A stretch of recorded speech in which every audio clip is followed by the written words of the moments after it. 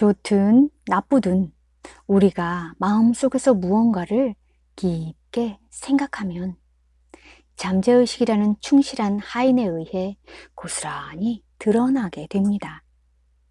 우리의 육신은 물론 인생을 지배하는 모든 일은 잠재의식 속에 그려져 있는 그림이 겉으로 드러나는 것입니다.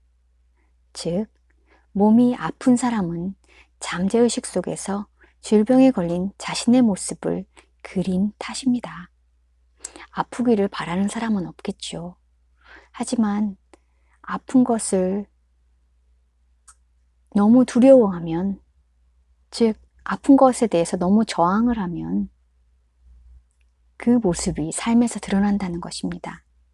가난한 사람은 가난에서 벗어나지 못하는 자신의 모습을 그림으로써 가난의 수렁에서 벗어나지 못하고, 부유한 사람은 더 큰 부를 누리는 모습을 상상함으로써 부를 축적해 나갑니다. 저항은 지옥과도 같습니다. 저항하는 사람은 고통의 나락으로 빠져들기 때문입니다. 언젠가 한 남자와 동업을 하고 있는 여자가 나를 찾아왔습니다. 그녀는 부자가 되기 위해서는 어떻게 해야 하는지 누구보다 잘 알고 있었음에도 늘 돈에 쪼들렸습니다. 특히 동업자를 만나면 자신이 더욱 초라해지고 궁핍해지는 것 같은 느낌을 받았습니다. 뭔가 시도하려고 하면 동업자가 안 된다, 못한다, 부족하다 는 식의 부정적인 얘기만 내뱉는 통에 그녀는 점점 위축되어 갔습니다. 결국 그녀는 동업자를 멀리하게 되면서 사업이 부진한 원인을 무조건 동업자의 탓으로만 돌리기 시작했습니다. 마음 한편으로는 부자가 되기 위해서는 부를 축적해 나가는 모습을 그려야 해. 하나님이 내게 축복을 내려주시리라는 믿음을 가져야 돼 라고 생각하면서 말입니다. 그러던 어느 날 그녀는 자신이 처한 상황을 저항하고 있으며 하나님 대신 선과 악이라는 두 개의 힘을 믿고 있다는 사실을 깨달았습니다. 하나님 대신 선과 악이라는 두 개의 힘을 믿고 있다는 사실을 깨달았습니다. 그녀는 동업자를 비난하지 말고 축복해주자고 다짐하면서 이제부터는 긍정적으로 상황을 바라보기로 마음먹었습니다. 이 세상을 지배하는 힘은 오직 하나님 한 분뿐이야. 하나님이 동업자를 이 남자로 선택하신 까닭은 틀림없이 내게 축복을 주시고 부자가 되도록 길을 열어주시기 위해서일 거야. 긍정적인 생각으로 자신을 변화시키자 놀라운 일이 일어났습니다. 동업자가 소개해준 사업 파트너를 통해 수천 달러 상당의 일을 맡게 된 것입니다. 게다가 동업자가 멀리 떨어진 도시로 이사를 가는 바람에 그녀는 자연스레 동업자와의 관계를 정리하게 되었습니다. 이 세상에서 우리가 만나는 모든 사람은 황금사슬을 연결해 주는 고리처럼 좋은 일을 가져다 주기 위해 연결된 이들입니다. 인간은 하나님이 예비해 주신 계획을 서로에게 내보이기 위해 때를 기다리고 있는 하나님의 현현이기 때문입니다.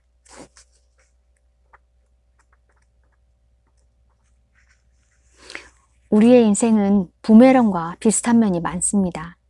우리가 다른 사람에게 보여준 생각이나 행동, 내뱉은 말은 믿기 어려울 정도로 정확하게 우리에게로 되돌아옵니다. 이것이 바로 산스크리트어로 돌아오다를 뜻하는 카르마의 법칙입니다. 성경은 사람이 무엇으로 심든지 그대로 거두리라는 비유를 통해 카르마의 법칙을 알려주고 있습니다. 언젠가 친구가 카르마의 법칙과 관련된 자신의 경험담을 들려주었습니다. 이모와 나 사이엔 카르마가 형성되어 있는 것 같아. 내가 이모한테 무슨 말을 하기만 하면 나중에 누군가에게서 그와 똑같은 말을 듣게 된다니까. 너도 알다시피 내가 집에 있을 때 짜증을 잘 내는 편이잖아. 한 번은 저녁 시간에 이모가 자꾸 말을 걸어서 제발 그만 좀 하세요. 조용하게 밥 좀 먹자고요. 라고 쏘아붙인 적이 있어. 그런데 다음날 어떤 여자와 점심을 먹는데 좋은 인상을 심어주고 싶다는 생각에 이런저런 얘기를 쏟아냈지. 그랬더니 그 여자가 제발 그만 좀 하세요. 조용하게 밥 좀 먹자고요. 하고 말하더라고.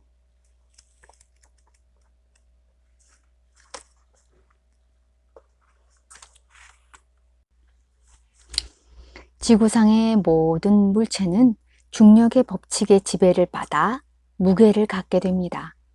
그러나 지구를 벗어나면 중력의 법칙은 더 이상 작용하지 않게 되고 물체는 무게를 갖지 못합니다. 예수님이 내 멍에는 쉽고 내 짐은 가벼움이라 하시니라고 말씀하신 것도 이와 같은 맥락입니다.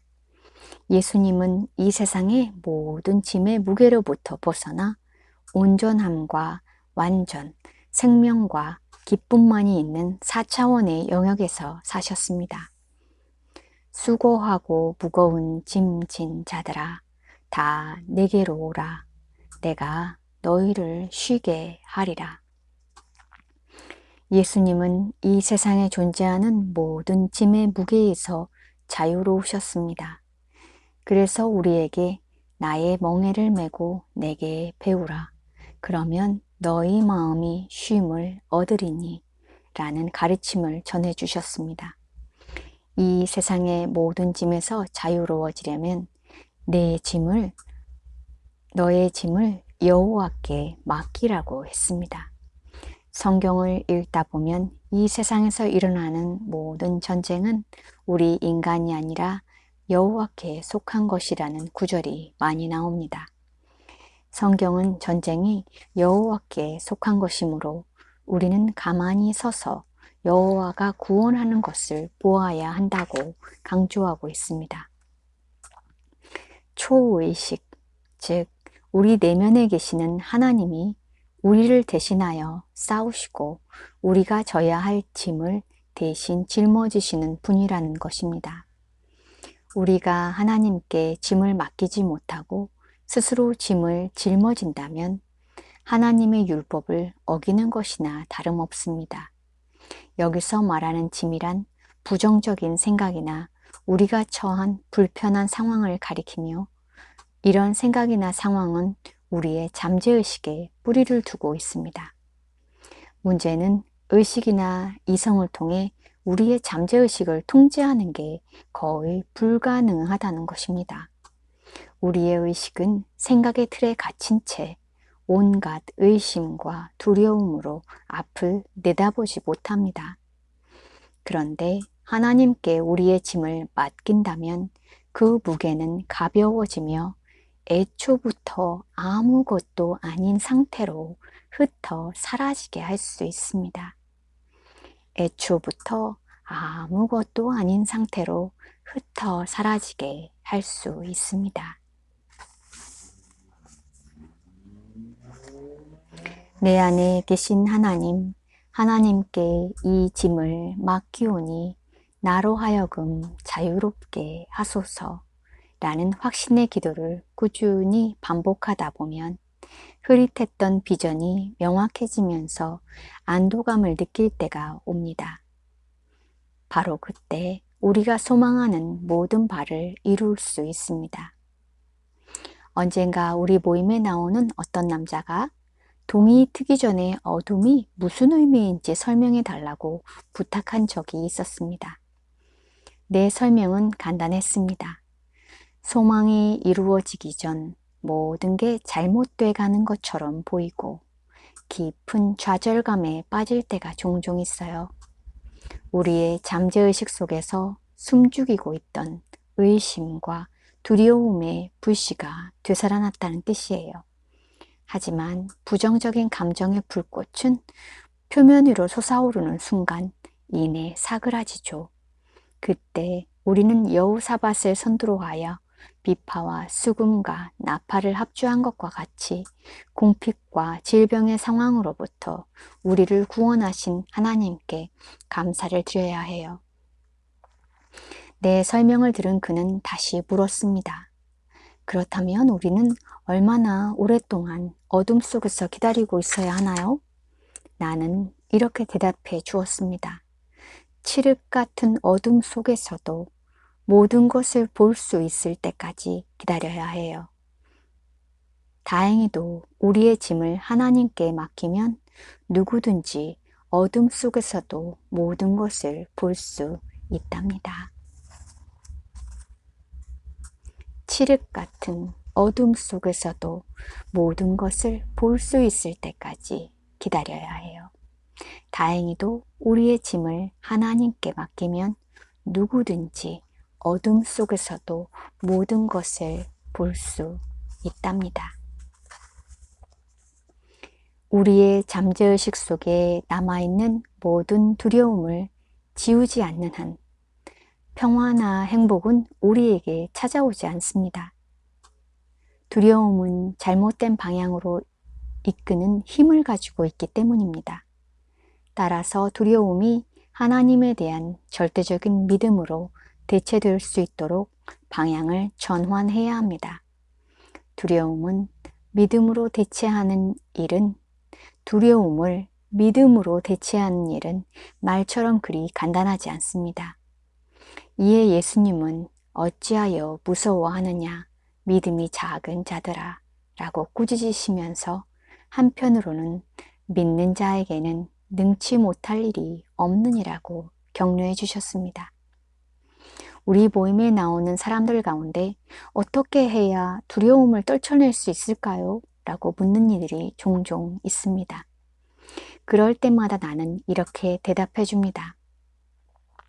당신이 두려워하는 대상에게 당당히 다가가 보세요. 분명 두려움을 지울 수 있을 거예요. 두렵다고 해서 도망치면 맹수가 더욱 뒤쫓아옵니다. 그러나 맹수에게 다가가면 맹수는 한 발 물러나거나 이내 자리를 피할 것입니다. 하나님은 우리가 원하는 모든 것을 주시는 분이며 당신 자신까지도 선물로 내놓으시는 분이라는 믿음이 중요합니다. 어쩌면 두려움은 우리가 만나는 사람들에 대한 두려움일 수도 있습니다. 그렇다면 두려워하는 사람을 피하지 말고 오히려 그들을 밝게 맞이해야 합니다. 우리가 두려워하는 이들이 사실은 좋은 일을 가져다 주기 위해 나타난 황금 사슬 속의 연결고리일지도 모릅니다. 그게 아니라면 그들은 자연스럽게 우리 앞길에서 사라질 것입니다. 악에는 어떤 힘도 없다는 사실을 믿는 순간,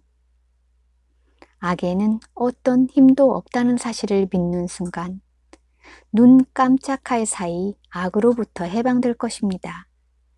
그때 속세는 흩어 사라지고 하나님의 기적으로 가득한 4차원의 세계가 우리 눈앞에 나타날 것입니다.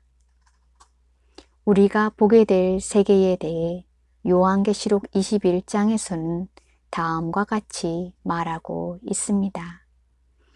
내가 새 하늘과 새 땅을 보니 다시는 사망이 없고 애통하는 것이나 곡하는 것이나 아픈 것이 다시 있지 아니하리니 처음 것들이 다 지나갔음이러라. 새 하늘과 새 땅.